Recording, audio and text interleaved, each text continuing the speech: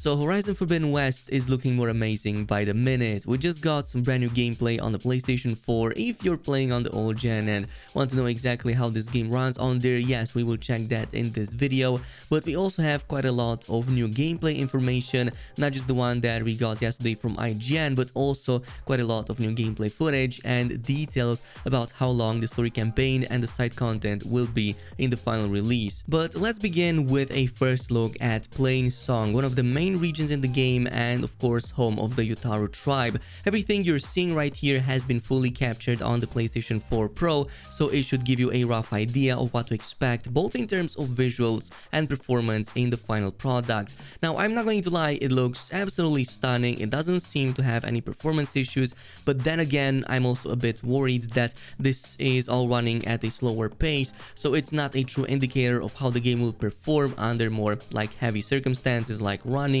or going through a huge mob of enemies. Regardless, the game and of course this particular zone looks absolutely stunning. As I've said, this is the region called Plainsong and it's inhabited mainly by the Yutaru tribe. In some of the previous gameplay reveals, we did find out that Plainsong has been heavily consumed by the Red Blight, but this particular settlement right here, which seems to be a centerpiece of the entire zone, seems to be largely unaffected. This is one of the better examples of the added verticality that you will encounter in the Forbidden West, and even more so, it comes in stark contrast with Chainscrape, one of the first settlements you get to encounter in the game as soon as you set foot in the Forbidden West.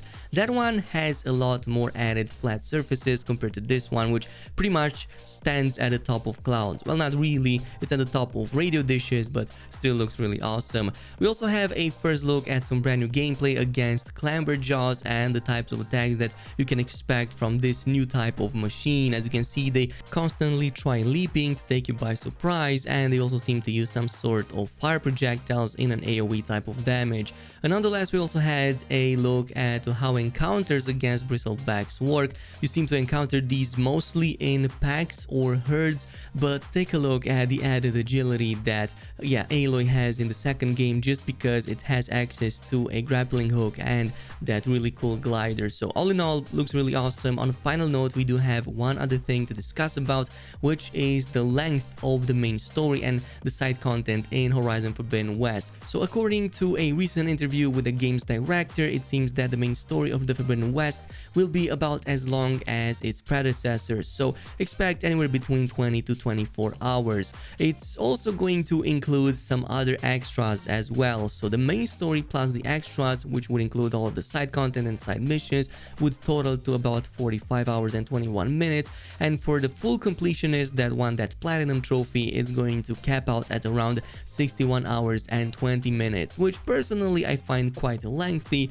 and it's likely going to be a perfect balance for many. Now, of course, there are some known side activities, one of which we did see in yesterday's video from IGN, but there's new ones, including ruins, arena, fighting pits, and of course, something called long necks. Now, of course, the translation over here might be a little bit iffy, but we already had a glimpse at the arena system in yesterday's video. Supposedly, there's going to be multiple arenas in Forbidden West, one of which you encounter quite early in the same town of Chainscrape, and you have to defeat these machines in a certain time limit, and if you do so, you do get some trophies that you can then use to exchange for some of the toughest gear in the Forbidden West, which sounds really awesome. But there's 3 more other activities at the very least, one of which are the fighting pits. Now, this is another fighting type of arena, but you only get to fight in close combat in these ones. Who knows, maybe they will be in the style of the ones that we got in the DLC for Ghost of Tsushima that also had something similar, and at the end of them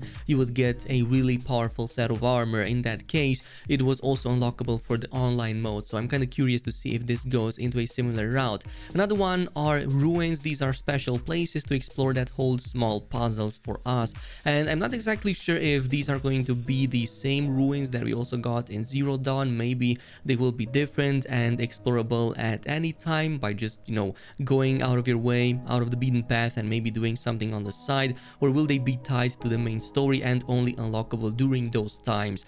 Maybe the translation here has something about it, or maybe it's simply the way it's supposed to be, but on a final note, we also have something called long necks, machines with long necks scattered throughout the open world that we must climb onto gradually to uncover the map and or reveal nearby quests and activities. So yeah, basically exactly how it was in the first game with the tall necks. But this is kind of it with all the information that we have so far. Of course, I definitely urge you to go ahead and check out the videos. You're also going to see like the full gameplay footage at the end of this one. In the meantime, if you're excited for Forbidden West, you can definitely subscribe to the channel, and if you do so, I'm also doing a ton of giveaways, and another one that I'm doing is for Horizon Forbidden West Deluxe Edition that you can find in the links down below. Thanks so much for watching, and I'll see you guys next time.